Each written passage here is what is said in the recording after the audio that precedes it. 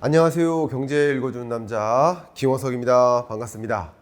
부동산 시장을 놓고 바닥인가, 바닥 아닌가, 반등하나, 반등, 일시적 반등인가, 이런 여러 가지 질문들이 많이 던져지고 있는 상황입니다. 부동산 정말 반등한다면 그 반등의 시그널은 정말 무엇인가, 이런 여러분들이 갖고 계신 여러 의문에 대해서, 그리고 제가 그동안 부동산 시장에서 판단했던 그 판단 기준들 여러분께 명확히 제시해 드리기 위해서 본 컨텐츠를 준비했습니다. 지난 23년 경제전망서에서도 부동산 시장에 대한 판단, 의견을 드렸었고, 지난 22년 10월에 발간했던 23년 경제전망이죠.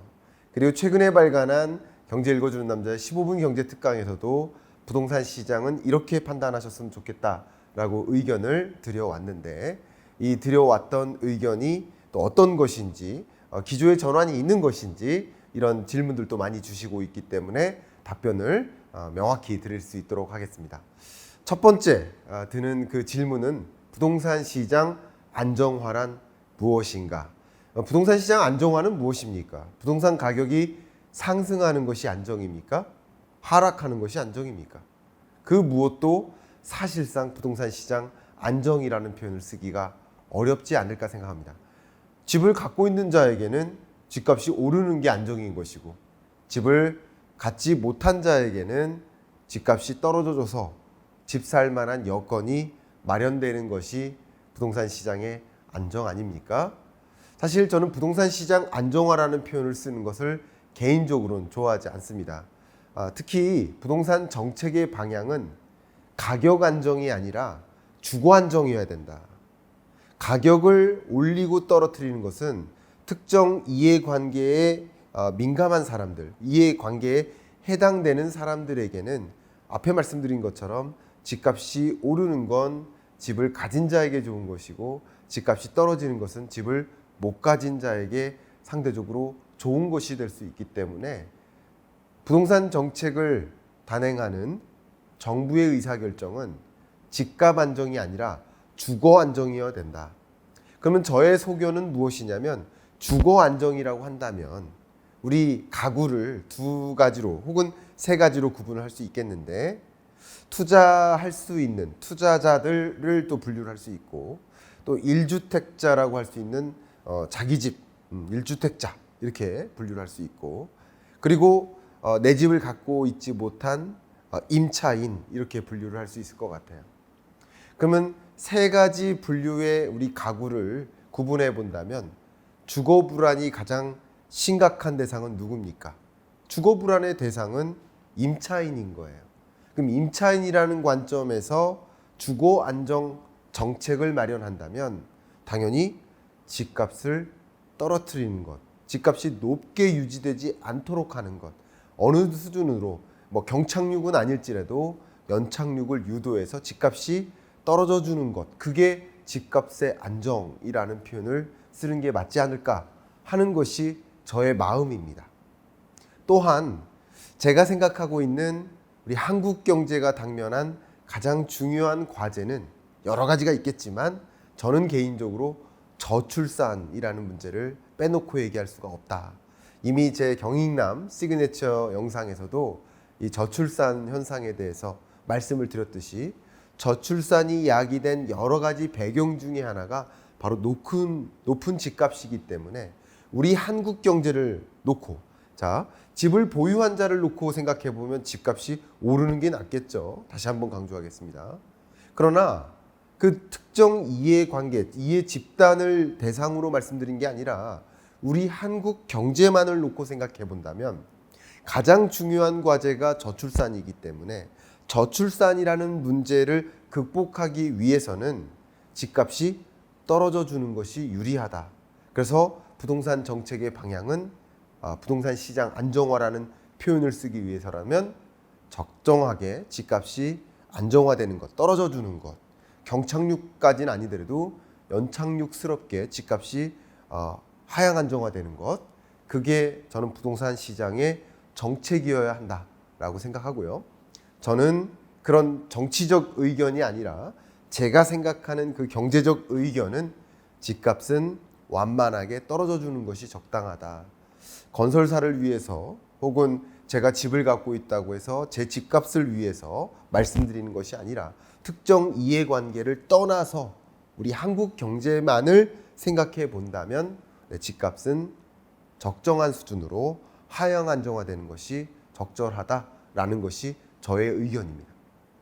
그런데 집값이 안정화된다, 그러니까 하향 안정화된다, 하향 안정화되어야 한다라는 의견과 집값이 반등할 것인지 하향 안정화될 것인지를 전망하는 건 다른 거예요. 어떻게 해야 된다라는 의견과 그것이 오를 것인지 떨어질 것인지를 전망하는 것은 다른 의견입니다. 또 다른 얘기로 기준금리를 올려야 된다, 그 기준금리를 인하해야 된다라는 의견과 앞으로 기준금리가 동결될 것이다, 기준금리가 이제 오르지 않을 것이다, 기준금리가 이제 인하될 일만 남았다라고 전망하는 것은 다른 거라는 거죠. 다만 많은 대중분들께서 특히 정치적으로 다소 바이어스 되어 있는 분들은 집값이 떨어질 것이다라고 전망해 주기를 바라시는 것 같아요. 집값이 떨어질 것이라고 얘기해 주기를, 내가 듣고 싶은 그 얘기를 해 주기를 바라시는 것 같아요. 그러면 특히나 무주택자 여러분께, 주거 불안이 심각한 여러분들께, 여러분 집값이 오르는 현상을 보고 집값이 떨어질 거라고 얘기해 주길 바라는 건가요? 그걸 지록위마라고 하지 않나요? 사슴을 가리켜서 어떻게 말이라고 할 수 있나요? 집값이 반등하는 현상이 있다면 반등한다, 집값이 떨어질 것이라고 전망하면 또 떨어진다라고 얘기하지, 집값이 반등하는 추세하에 놓여 있는데 왜 사슴을 가리켜서 말이라고 표현할 수 있습니까? 반등하는 현상이 있다면, 그 시그널을 읽는다면 분명히 그 시그널을 여러분께 제시해 드리는 것이 또 저의 역할이 아닌가 생각을 해서 드립니다. 절대 이 부동산 시장을 놓고 정치적인 편견을 가지고 보지 말아 주시고, 정치적으로 완전히 독립되어서 제가 소신껏 부동산 시장을 지금부터 말씀드릴 테니까 그런 정치적인 편견 없이 들어봐 주시길 부탁드립니다. 또 많은 분들이 부동산 시장에 대해서 좀 기조의 전환이 있는 것이 아니냐, 조금 나쁜 표현으로는 태세 전환하는 거 아니냐, 이런 말씀을 하시는데, 아마도 22년 10월부터 제가 23년 경제전망서를 발간하면서 여러 시장에 대한 조언, 경기에 대한 조언을 드려왔는데, 그때 드렸던 조언과 지금 드리는 조언이 달라졌기 때문에 기조의 전환이 있다고 생각하시는데 아닙니다. 기조의 전환이 없습니다. 제가 이 책에서 313페이지 23년 경제전망서를 갖고 계신 분은 다시 한번 열어봐 주십시오. 313페이지에 부동산 시장에 대한 요약적인 결론적인 판단과 여러분 어떻게 하셨으면 좋겠다라는 의견을 요약적으로 드리는 장이니까 명확하게 제 의견이 제시된 그 부분이라고 볼 수 있겠습니다. 제가 한번 읽어봐 드리도록 하겠습니다. 2023년 부동산 시장은 거품 수축의 해다. 23년 하반기까지 주택가격이 조정되는 국면이기 때문에 내 집 마련과 투자 관점의 매수 시점을 신중히 진단할 필요가 있겠다. 23년 중반 이후 미분양 주택이 점차 해소되거나 주택 거래량이 점차 늘어나는 현상이 나타나는 시점에서 매수 시점을 잡을 것을 추천한다. 부동산 정책이 재건축 및 초과 증축 규제를 완화하는 방향으로 움직일 것이기 때문에 수도권 주요 지역들의 기회를 포착하는 것도 중요할 것이다. 기조의 전환이 있습니까? 23년 한 해 부동산 매매 가격이 조정될 것이다. 23년 상반기 특히 집값이 많이 조정됐다고 해서 덜컥 사는 일이 없었으면 좋겠다. 아직도 바닥을 경신하고 있다. 그러나 중반 이후에 미분양 주택이 점차 해소되거나 거래량이 늘어나면서 매매 가격이 0을 통과하는, 그러니까 매매 가격 등락률이 0을 통과하는 지점이 올 수 있다. 그 지점에 여러분이 그 지점에 내 집 마련의 시점이 찾아올 수 있다라는 의견은 작년에 드렸던 게 달라진 게 전혀 없습니다. 기조의 전환이 전혀 없다는 것이에요. 만약에 기조의 전환이 필요한 시그널을 읽는다면 당연히 기조의 전환이 있다라고 말씀을 드려야 될 것 같습니다. 그리고 여러분 생각해 보세요. 10년 내내 집값이 떨어지기만 합니까? 10년 내내 집값이 오르기만 합니까? 올랐다 떨어졌다, 올랐다 떨어졌다 합니다. 역시 저는 경제를 바라보는 관점에서 이 거시경제 안에 있는 부동산 시장이라는 하나의 변수를 관측하는 입장에서 봤을 때 세계 경제가, 한국 경제가 등락을 반복하듯이 부동산 시장도 당연히 등락을 반복하는 것이 저의 관전 포인트, 전제입니다. 이따가 더 자세히 보여드리겠습니다. 그렇기 때문에 부동산 시장이 떨어질 때는 떨어질 것이다, 오를 때는 오를 것이다 라고 기조의 전환이 필요하다면 기조의 전환이 있다고 말씀을 드리는 게 맞지만, 제가 이미 23년 부동산 시장을 놓고 말씀드렸던 그 기조에 변화가 없다라는 사실을 명확히 가져가도록 하겠습니다. 자, 그럼 부동산 시장 바닥인가? 여러분 그래프 보십시오. 2020년, 21년까지 집값은 대세 상승했습니다. 이것은 등락률이기 때문에 지난주보다 올랐나 떨어졌나를 보여주는 지표예요. 그러면 이 값이 0 이상이면 여전히 상승하는 겁니다.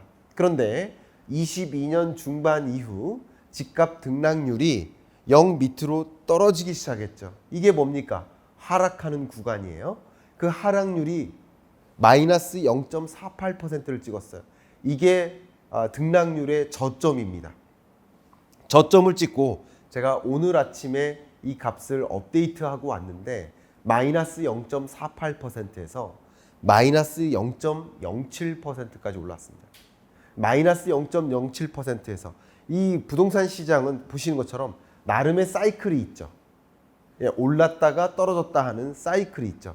그냥 다른 거 안 보시고 이 사이클만 봤을 때 이 값이 0을 통과할 것처럼 보이십니까? 0을 통과하지 않을 것처럼 보이십니까? 여러분 의견을 한번 주십시오. 저는 통과할 것으로 보고 있습니다.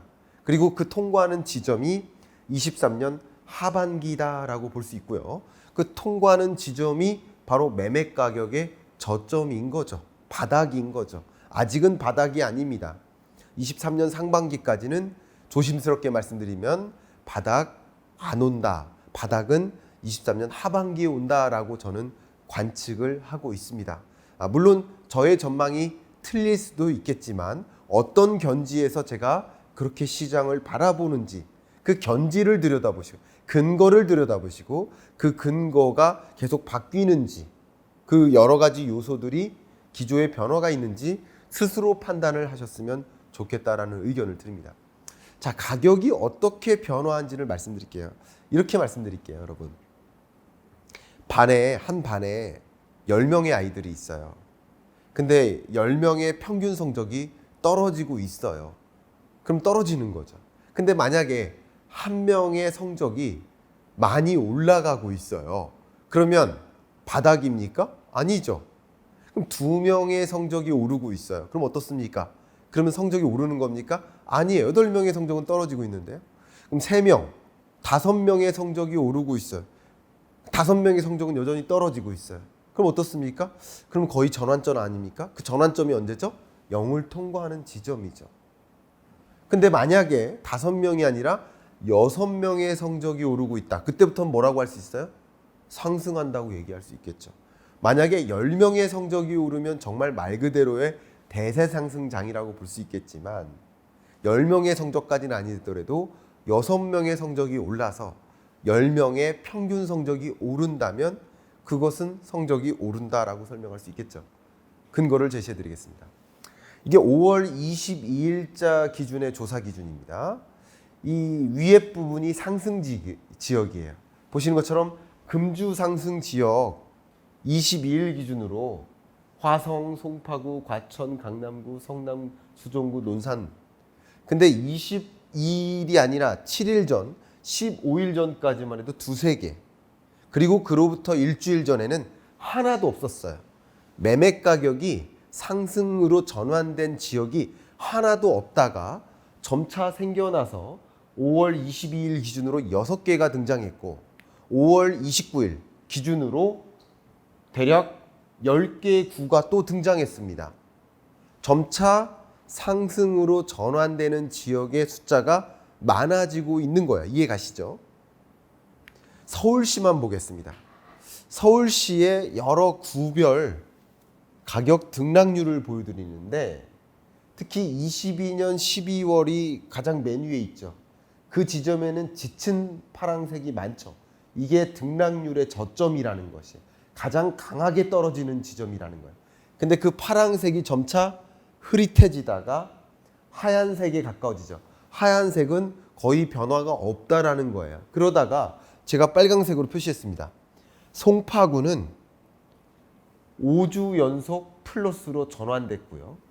송파구는 특히 상승률이 0.22%까지 굉장히 높게 치솟고도 있습니다.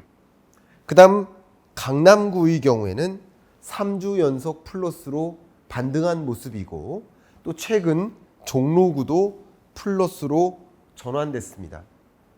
제가 말씀드린 것은 전체의 구가 같이 플러스로 바뀌는 것이 아니라 강한 마이너스였다가 약한 마이너스로, 그러니까 예를 들면 냉탕이었다가 조금 천천히 그 차가운 정도가 떨어지는 것, 그러니까 따뜻한 물이 섞여서 그래서 여전히 차갑지만 덜 차가운 시원한 물이 돼가다가 그러다가 0을 통과하면서 따뜻한 물이 되는 거예요. 그 따뜻한 물이 되는 그런 지역이 3개 구가 등장한 것이고, 그리고 이런 구가 지금 보시면 마지막 5월 22일 주는 하늘색이나 파란색이 다 없죠. 다 하얀색이죠. 0에 가까운 지점에 도달했다는 뜻이에요. 이러다가 점차 대부분의 구가, 반 이상의 구가 0을 통과하는 빨간색으로 바뀌는 구간, 그 구간은 특히 서울시의 경우에는 가격 등락률이 0을 통과하는 지점이 되겠죠. 그렇게 가격 등락률의 모습을 관찰하시면 도움이 되겠다, 이렇게 말씀드립니다. 자, 이제 많은 분들이 주시는 질문 중에 미분양 주택, 제가 여러분이 스스로 부동산 시장을 판단하셨으면 좋겠다라고 말씀드리면서 미분양 주택 통계가 발표될 때마다 즉시 분석을 해드리고 있죠. 근데 이 미분양 주택 통계를 한번 보십시오. 미분양 주택 통계는 수요와 공급의 결과물이니까 미분양 주택 건수가 감소하면 가격은 치솟는 겁니다. 미분양 주택 건수가 다시 증가하면 가격은 급락하는 겁니다. 그러다가 미분양 주택 건수가 정점을 찍고 하향 안정화될 수 있다. 다시 앞으로 가볼까요? 제가 뭐라고 말씀드렸는지, 미분양 주택이 23년 중반 이후 미분양 주택이 점차 해소되거나 주택 거래량이 점차 늘어나는 구간, 그게 23년 중반일 수 있다. 5, 6, 7월이라는 거죠. 그런 구간에는 매매 가격이 플러스로 반등하는 지점이 올 수 있다. 물론 미분양 주택 건수가 만약 6만 호 미만으로 떨어지면, 그러면 정말 말 그대로 미분양 주택이 상당한 수준으로 위험선 밑으로 떨어지는 구간이니까 그러면 다시 반등할 수 있다라고 말씀드리고요. 다만 특히 하락론자, 제가 특정인을 거론하는 게 아닙니다. 제가 이 뭐 하락을 주장하시는 여러 우리 채널에 출연하신 분들도 제가 한 분 한 분 존중하고 존경하고 너무너무 좋아하는 분들이에요. 그러나 같은 사안을 놓고 다른 견지에서 바라볼 수 있기 때문에 생각은 다를 수 있어요. 판단은 다를 수 있어요. 그러나 저는 저의 판단을 여러분들께 말씀드리는 중인 겁니다. 너무나 중요한 주제이기 때문에 그렇습니다. 미분양 주택이 저는 줄어들 것이다라고 전망했어요. 왜 그러냐면 이 하락론자들께서는 미분양 주택이 줄어드는 이유가 지금 매수세가 받쳐주지 않기 때문에 건설사들이 분양률을 줄인다, 분양하지 않기 때문이다. 그래서 지금 꽁꽁 쟁여냈던 그런 물량들이 23년에 대거 나올 것이다 라고 전제하고 계신 거예요. 그렇기 때문에 미분양 주택이 다시 증가할 것이다. 근데 증가할 것이라고 하지만 저는 그때부터도 계속 줄어들 것이라고 말씀드렸는데 줄어들고 있죠. 자, 이 말씀 드려볼게요. 건설사가 지금 분양을 많이 하지 않는 이유가 수요가 뒷받침되지 않아서라고 한다고 한다면, 그러면 앞으로도 수요가 뒷받침되지 않는데 그러면 그제부터 미분양 물량을 감수하고 분양을 적극적으로 할 겁니까? 그렇지 않다는 거예요. 건설사 입장에서 분양이 제대로 되지 않을 거라고 생각해서 분양을 하지 않고 있는 것인데, 그럼 앞으로도 분양이 되지 않을 거라고 생각하는데 그때부터 분양을 적극적으로 한다는 거예요? 논리적으로 안 맞잖아요. 역시 수요가 뒷받침되는 것을 진단하면서 분양 물량을 제공할 것이다라는 것이죠. 사실 가계보다 더 면밀히 부동산 시장을 진단하고 부동산 시장의 수요세가 반등하는지 여부를 판단하는 그 경제 주체는 아마도 건설사 아닐까요? 그러면 건설사 입장에서 매수세가 다시 살아나는지 아닌지를 더 면밀히 보면서 손해나지 않기 위해서 움직일 텐데 건설사 입장에서 말씀드린 게 아니라 건설사는 어떤 생각을 하나, 그죠? 시장은 어떤 생각을 하나, 다주택자는 어떤 생각을 하나, 무주택자는 어떤 생각을 하나, 이런 것들을 같이 들여다봐야 된다는 거죠. 그런데 심리적인 측면에서 이미 주택담보대출 금리가 정점을 찍었던 22년 10월이죠. 볼까요? 이 금리가, 시중금리가요, 이미 22년 끝자락에 정점 찍고 떨어지기 시작합니다. 기준금리보다 선행해서 오르고 선행해서 떨어지기 시작하는 겁니다. 특히 가장 먼저 조정된 게 뭐예요? 이 가계대출 금리 중에서 주택담보대출 금리죠. 빨간색 맨 밑에 있는 거. 그 주택담보대출 금리가 먼저 정점 찍고 먼저 떨어지고 있죠. 그러니까 정점 찍었던 그 지점이 매수 심리가 가장 바닥을 찍었던 지점이에요. 보세요. 바닥을 찍었던 지점이에요. 그리고 매수 심리가 다시 어느 정도 살아나죠. 물론 매수 심리가 아직 충분히 살아나지 않아서 100을 통과하기 직전입니다. 근데 100을 통과할 것 같으세요? 아닐 것 같으세요? 여러분은 어떻게 판단하세요? 주택담보대출 금리가 지금 이 촬영일 기준으로는 3%대까지 나왔어요.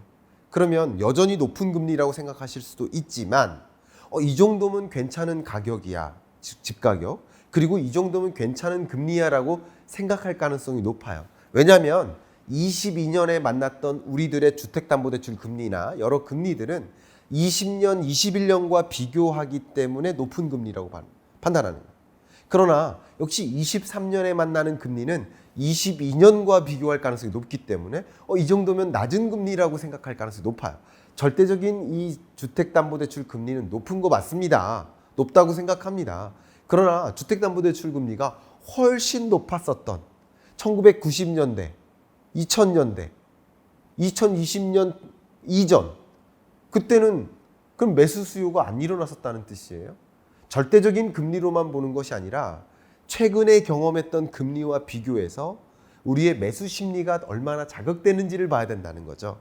그런 관점에서 이 매수 심리가 수요가 반등하고 있기 때문에 그렇기 때문에 건설사들도 분양 물량을 어느 정도 낼 것이고 그래서 적당하게 수요가 뒷받침되는 조건 하에 분양 물량을 낼 것이기 때문에 저는 미분양 주택이 어느 정도 6만 호 밑으로 감소할 가능성이 있다라고 생각을 하고 있습니다. 이렇게 판단해 주시면 도움이 될 것 같습니다. 자, 그다음 또 많은 분들이 이런 질문해요. 23년 모두가 가난해진다. 제가 그렇게 말씀드렸고 22년 10월부터 실제 가난해지는데 소득이 감소하는데 어떻게 부동산 경기가 회복될 수 있습니까? 이렇게 말씀을 많이 하세요. 근데 말이죠. 보시는 것처럼 맞습니다. 우리 한국 경제뿐만 아니라 세계 경제가 대부분 이 머니터리 팔러시, 통화 정책을 긴축적으로 단행하면서 경제에 매우 부정적인 영향을 미쳤는데 실제 집값이 이렇게 많이 떨어졌습니다. 집값이 정말 많이 떨어졌어요. 근데 제가 보는 이 부동산 시장은요, 그냥 부동산이라는 나무를 보는 게 아니라 부동산이라는 나무가 있는 숲을 보는 사람인 거예요. 나무는 덜 잘 볼 수도 있죠. 나무 자체를 보는 것은 부동산 전문가들이 더 잘 봅니다. 그러나 저는 숲을 보는 관점에서 이 부동산이라는 나무가 이 숲과 함께 같이 움직인다는 거예요. 폭풍우가 쏟아집니다. 그 숲이 다 모든 나무들이 쓰러지는데 이 부동산이라는 나무만 안 쓰러질 수 있습니까? 아니라는 거예요. 그럼 날씨가 쨍쨍이고 굉장히 좋은 온도와 나무가 자라기 좋은 조건의 기후가 형성이 돼요. 그러면 이 나무라 부동산이라는 나무도 잘 자라겠죠. 전 이렇게 바라보는 거시경제의 하나의 변수로서 물가, 금리, 환율, 경제 성장률, 수많은 지표들과 함께 부동산 매매 가격 등락률이라는 지표를 바라보는 관점이기 때문에 저는 오히려 이 부동산 가격은 세계 경제, 한국 경제와 거스를 수 없는 변화에 휩쓸려서 혼자 움직이지 않는다. 같이 움직인다라는 거죠. 세계적으로 집값이 떨어질 때 우리나라 집값도 평균적으로 떨어지는 모습 역시 마찬가지입니다.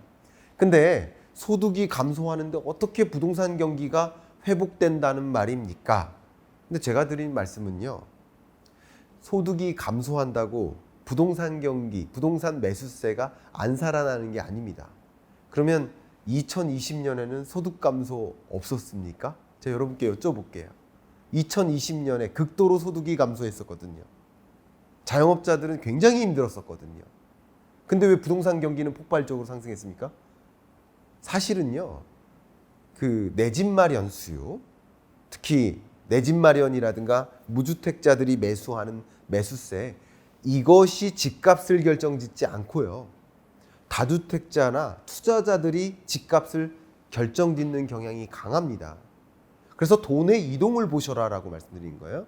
2020년에는 금리가 떨어지면서 돈이 대거 부동산 시장으로 유입됐었던 거고요. 22년에는 금리가 급격히 치솟으면서 다시 그 돈이 부동산 시장에서 빠지면서 은행으로 쏠렸던 거죠. 누구의 돈? 무주택자의 돈, 1주택자의 돈이 아니라 다주택자의 돈, 5천억 이상의 자산가의 돈이 이동하는 거예요. 그러면서 집값을 급등시키고 급락시키는 겁니다. 그런 관점에서 소득이 감소한다 하더라도 부동산 경기는 살아날 수 있다라는 것을 강조하겠고요. 또 한 가지, 소득이 같이 증가해주면 또 내 집 마련 수요도 같이 맞물리면 부동산 경기 상승세는 더 나타날 수 있겠죠. 그러나 말이죠. 2021년 말부터 22년, 23년 내내 집값의 하락 속도가 소득의 감소 속도보다 더 빨랐어요. 이해가세요? 소득도 많이 줄어들었고요. 또 자산 가치도 줄어들면서 모두가 가난해진다, 실질 소득이 감소한다, 이 말씀을 누차 강조해 드렸죠. 소득 감소 맞습니다. 그래서 모두가 점차 가난해지는 거예요. 빚에 의존하고요. 그 빚에 의존하다 보니까 정부는 정부 부채 위협에 시달리고, 기업은 기업 부채, 가게는 가계 부채. 근데 소득 감소 속도보다 부동산 매매 가격의 하락 속도가 더 빨랐었단 말이에요. 그렇기 때문에 PIR, 집값과 소득을 비교한 거예요. 한 해 연봉과 집값을 비교해 보면 중위소득자의 소득과 중위 집값을 비교해 보면, 쉽게 말하면 PIR이라는 지표는 1년 동안에 벌어들인 그 연봉을 가지고 집값과 비교해 보면 몇 배인가. 1년 연봉이 만약에 1억인데 집값은 5억이다. 그러면 5배인 거죠. 근데 집값 등락률이 더 크게 떨어지고요. 소득은 떨어지긴 떨어졌지만 집값이 더 크게 떨어졌기 때문에 PIR이라는 지표가 더 떨어졌죠. 그러니까 소득이 감소했는데 부동산 경기가 어떻게 살아납니까? 집값이 더 많이 떨어졌기 때문에 소득이 감소했을지라도 그 질문에 대해서도 이렇게 답변을 드립니다.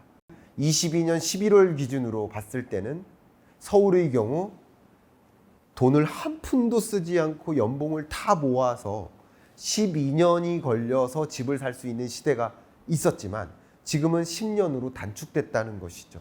제가 지금 보여드리는 것은 그 팩트 그 자체이기 때문에 여러분 스스로 한번 이 팩트를 보시고 판단해 보시면 어떨까.